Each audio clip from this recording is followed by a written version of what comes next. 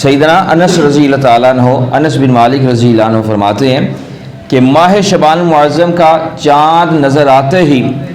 صحابہ رضی اللہ عنہ تلاوت قرآن مجید کی طرف خوب متوجہ ہو جاتے تھے، خوب متوجہ ہوتے تھے، اور پھر اپنے مالوں کی زکوٰۃ نکالتے تاکہ فقراء اور مساکین رمضان المبارک کے روزوں کے لیے تیاری کر سکیں۔ حکام قیدیوں کو طلب کر کے جس پر حد قائم کرنا ہوتی، جسے سزا دینا ہوتی، اس کو سزا دیتے، حد قائم کرتے، اور جن کو مناسب سمجھتے تھے انہیں آزاد کر دیا کرتے تھے۔ پھر تاجر اپنے قرضے ادا کر دیتے، دوسروں سے اپنے قرضے وصول کر لیتے، اور رمضان المبارک کا چاند نظر آتے ہی غسل کر کے ان میں سے بعض تاجر اعتکاف کے لیے بیٹھ جایا کرتے تھے۔